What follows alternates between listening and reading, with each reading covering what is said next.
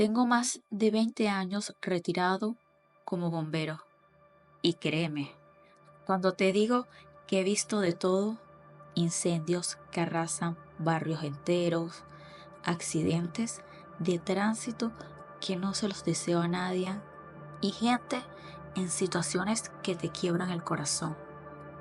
Pero de todas las cosas que viví, nada me ha marcado tanto como lo que pasó durante las lluvias y tormentas de 1999 en el estado Vargas, Venezuela.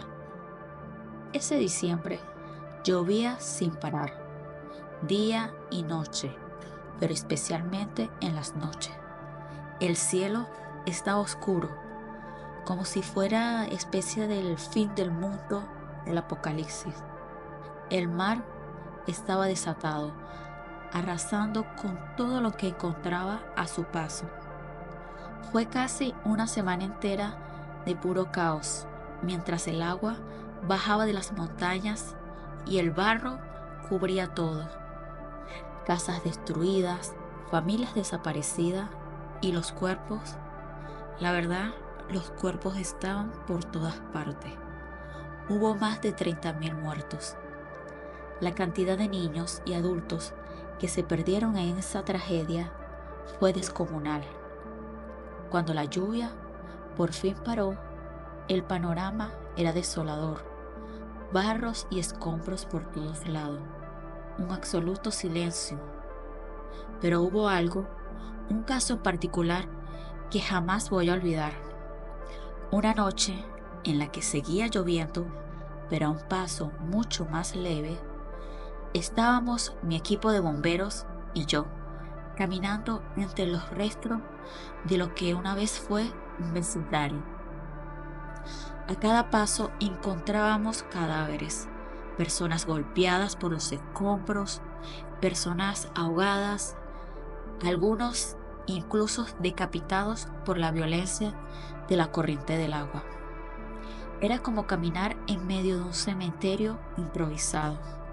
Entonces, de repente escuchamos un grito, pero era un grito débil, aún así se escuchaba claro. Venía cerca de un edificio medio derrumbado. Nos acercamos rápido y ahí estaba. Era un hombre de unos 20 y algo de años. Estaba enterrado casi hasta el cuello en el barro, pero estaba vivo. Su rostro reflejaba puro terror. Gritaba muchísimo, lloraba, pero cuando lograba hablar, decía lo siguiente: mátenme, por favor, mátenme. Mis compañeros y yo intentamos calmarlo. Le dimos agua y tratamos de sacarlo del barro, pero el hombre seguía insistiendo, rogando que por favor lo matáramos. Cuando al fin logramos liberarlo un poco, quitando el barro que cubría gran parte de su cuerpo, nos dimos cuenta de por qué ese hombre pedía tanto la muerte. Tenía los brazos extendidos y en cada uno de ellos sostenía a una niña. Eran sus hijas, dos pequeñas que se habían aferrado a él hasta el último momento, pero lamentablemente no sobrevivieron. Habían muerto ahogadas, enterradas en ese lodo traicionero que lo cubría todo. Fue en ese momento cuando entendimos el porqué de sus gritos. El hombre no podía soportar el dolor de haberlas perdido de esa manera, de no haber podido hacer nada para salvar a sus pequeñas hijas. El silencio que siguió fue brutal.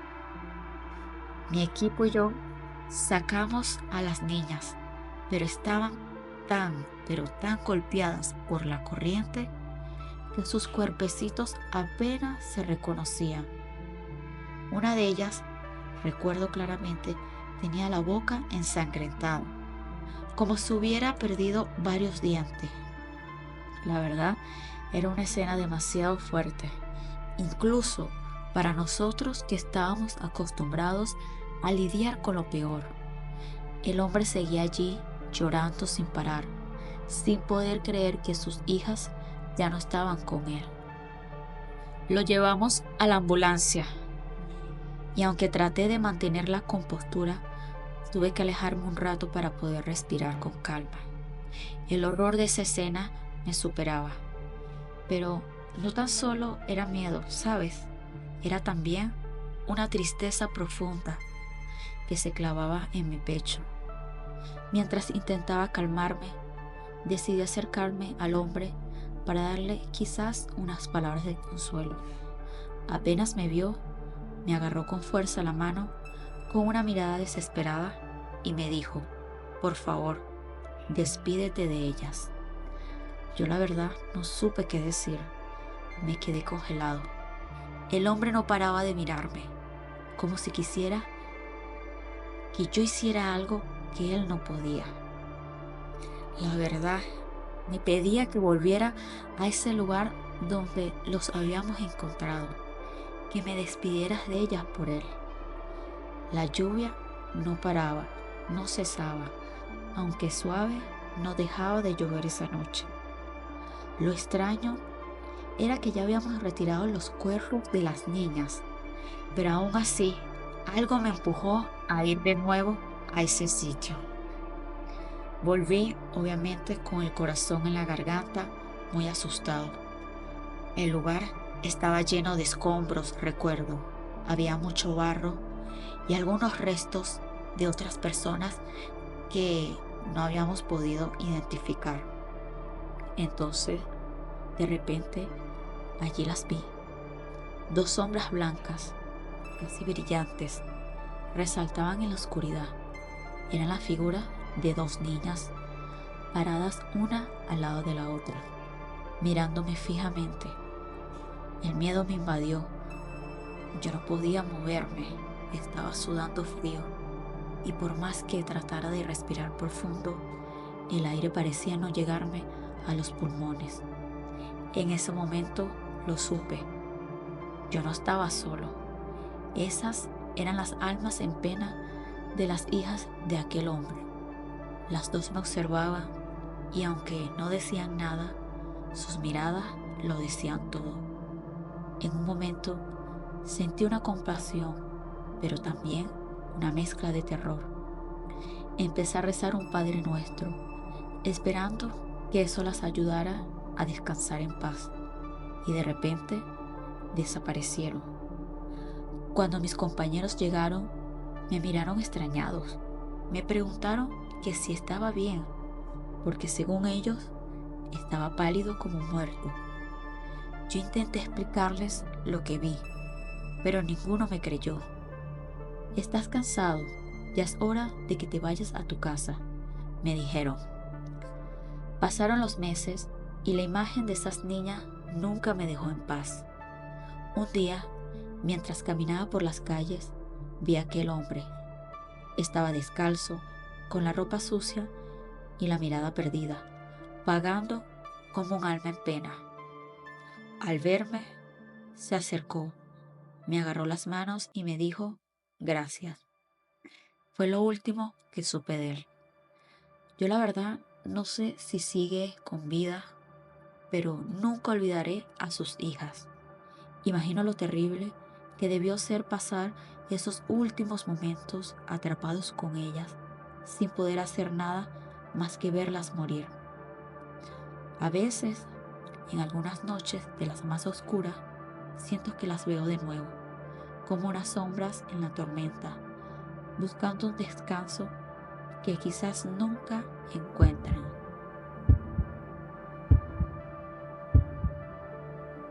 Me llamo Felipe y trabajo de noche en McDonald's.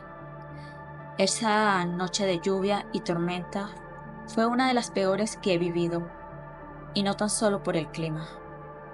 Todavía me cuesta entender lo que ocurrió, si es que realmente ocurrió algo. A veces pienso que quizás fue una alucinación por el estrés, pero cada vez que cierro los ojos veo esa imagen, esa maldita cara pegada al vidrio con la sangre resbalando por la frente. Trabajaba en el McDonald's del centro de la ciudad. Apenas llevaba unos meses en el puesto. Era un empleado temporal para cubrir los gastos de la universidad. Esa noche mis compañeros no pudieron llegar por las fuertes lluvias.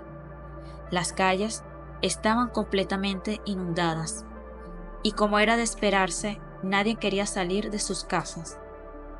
El jefe me llamó poco antes de la tormenta para decirme que me tocaba cerrar solo. No te preocupes, me dijo. La noche va a estar tranquila con este diluvio. Solo limpia y cierra. Pero bueno, desde el principio sentía algo extraño en el ambiente. Las luces del local parpadeaban como si quisieran apagarse en cualquier momento, y el sonido del agua golpeando el techo era estresante. A eso de las 10 de la noche, el agua empezó a entrar por debajo de la puerta. Traté de contener la inundación con los trapeadores y cubos, pero la verdad era inútil. Era mucha agua. El agua se acumulaba cada vez más rápido. El local se sentía frío, húmedo, y cada gota que caía del techo parecía anunciar que algo peor iba a pasar. A eso de las 12 de la noche, cuando ya estaba al borde del colapso, el altavoz del automac sonó. Entre los truenos y la lluvia, apenas pude escuchar una voz. «Quiero unas papas fritas», decía. Al principio pensé que era una broma. ¿Quién demonios saldría en este clima a pedir unas papas fritas? Agarré el micrófono un poco molesto y cansado y respondí: «El local está por cerrar. Vuelvo otro día. No es seguro salir con esta tormenta». Pero el cliente insistió, con un tono más firme esta vez. «Quiero mis papas fritas», repitió. Ya con el agua subiendo hasta mis tobillos, me resigné y preparé su orden. Total, era lo último que haría antes de cerrar. Fui hasta la otra ventanilla para entregar la comida. La lluvia golpeaba con fuerza los vidrios, dificultándome ver con claridad. Entre las ráfagas de agua pude distinguir un coche parado en el automac. Parecía normal, hasta que me di cuenta de algo que me dejó paralizado. El auto estaba vacío. No había nadie en el asiento del conductor. Me quedé congelado. Mis manos, que sujetaban la bolsa de papas fritas, estaban temblando. De repente, me detuve y miré hacia los alrededores, buscando algún signo de vida, pero no había nadie. Todo estaba cubierto por la lluvia. ¿Quién había hecho la orden? ¿Cómo era eso posible?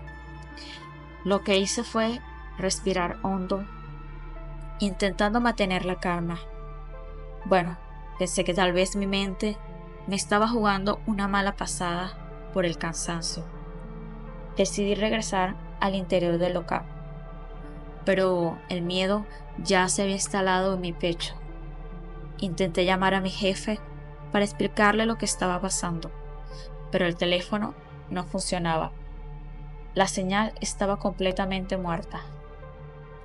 El agua seguía subiendo, empapando todo el suelo del local.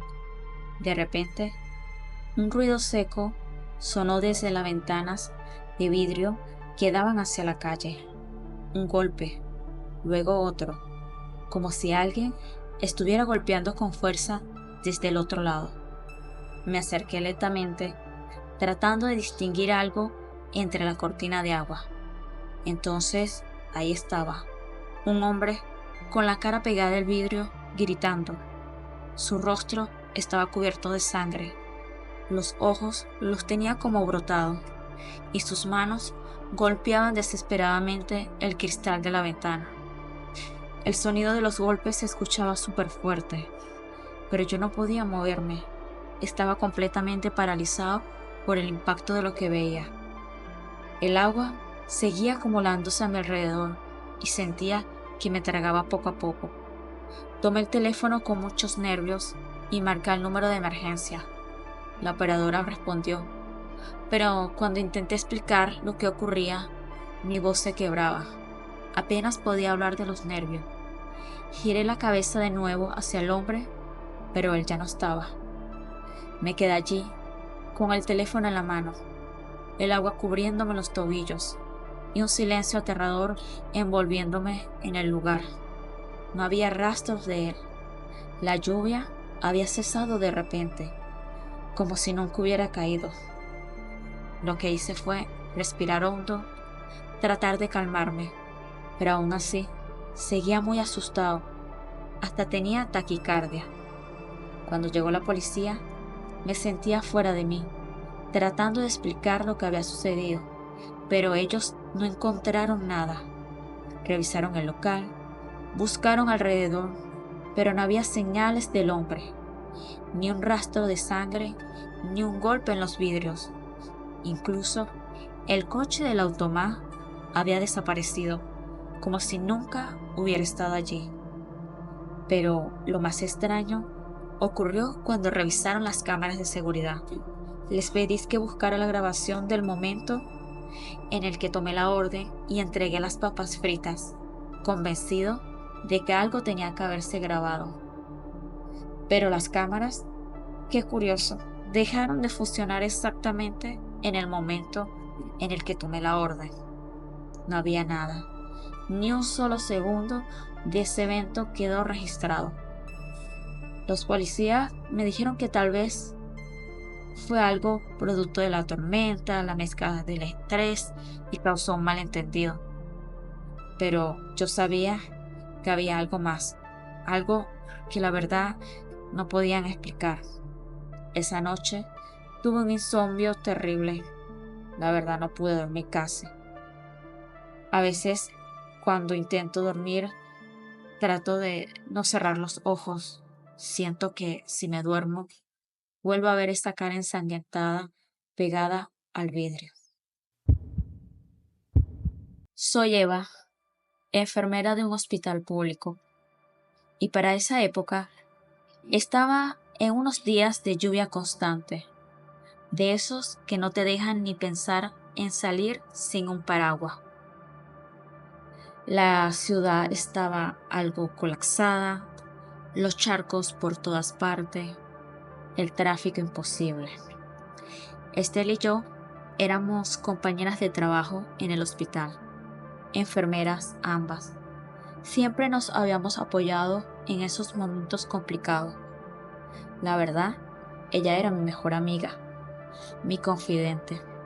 Siempre que pasaba algo, yo estaba ahí para ella y ella para mí. Un día, Estela me escribió: Eva, me siento terrible. Creo que tengo un virus y estoy tan mal que no puedo ni salir de casa para ir al hospital a trabajar. Esta lluvia no ayuda, me da miedo en las noches, siento que me ahogo. Le respondí que no se preocupara, que descansara y se recuperara. Le dije que cuando la lluvia bajara un poco, la visitaría y me quedaría con ella. Pero la verdad, yo pensé que no era nada grave. Ya ustedes saben, como esas cosas que le pasan a cualquiera. Pero pasaron los días y con el caos del hospital y el tráfico, perdí la noción del tiempo. No supe más de mi amiga Estela y ella tampoco me respondió más los mensajes. Salí de turno una tarde, a eso de las 6, cansada pero con ganas de irme a casa. De casualidad, me crucé con Gustavo, el ex esposo de Estela. Le pregunté si sabía algo de ella. Me miró con indiferencia y rabia y dijo: no sé nada, y la verdad no me interesa. Me voy lejos, me largo de esta ciudad. Cuando me respondió de esa forma, la verdad, tuve una corazonada. Había algo que no me cuadraba. Gustavo siempre fue un hombre de carácter fuerte, pero después de la separación nunca escuché que se desvinculara de sus hijos ni de los gastos. Pero había algo raro. Se me encendió la alarma, pero intenté calmarme pensando que quizás Estela simplemente no tenía cobertura por las fuertes lluvias que caían, en especial en las noches.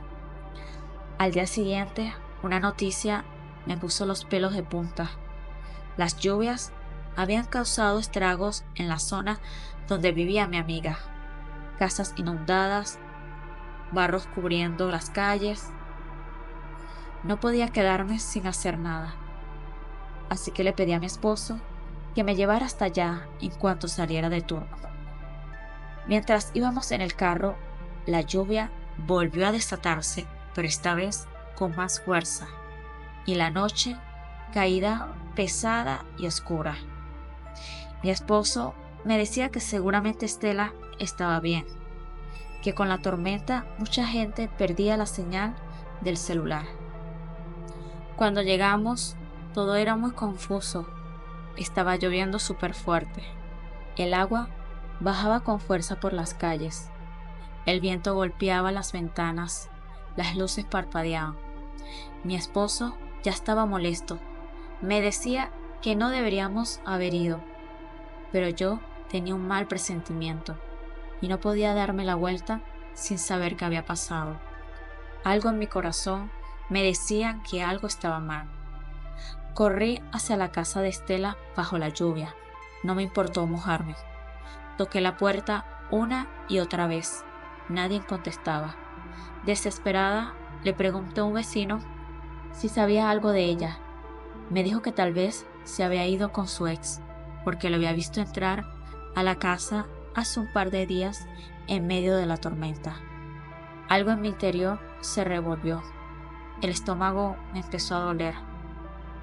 Y dije, Gustavo había dicho que no sabía nada. ¿Por qué habrá mentido? Decidí romper la ventana y entré. El agua cubría parte del suelo de la casa. Muchas cosas estaban destrozadas. Llamé su nombre, pero solo se escuchaba el eco de mi voz. Tenía el corazón en la garganta. Sabía que Estela estaba allí. Como su amiga, yo lo sentía. Y no me equivoqué. La encontré en el cuarto, ahorcada con alambres de púa junto a sus 2 hijos. Los 3 tenían las manos amarradas. Fue como una puñalada directa a mi corazón. Yo no podía creer lo que estaba viendo. Mi mejor amiga, mi Estela, junto a sus hijos, muertos de una manera tan cruel. La culpa enseguida me invadió. ¿Por qué no fui antes? ¿Por qué no insistí más? No podía ir a pesar de la lluvia. Entre el horror empecé a revisar sus cosas y encontré su teléfono. Estaba lleno de mensajes que mi pobre Estela me había enviado, pero que nunca llegaron por la mala señal. Amiga, hay mala cobertura aquí. Me sigo sintiendo mal. ¿Puedes venir? Amiga, tengo miedo. Gustavo está afuera. Dice que por la lluvia quiere entrar. Amiga, ayúdame por favor. Ya es tarde de la noche. El dolor era insoportable. Me senté en la entrada de la casa, bajo la lluvia, y lloré como nunca había llorado en mi vida.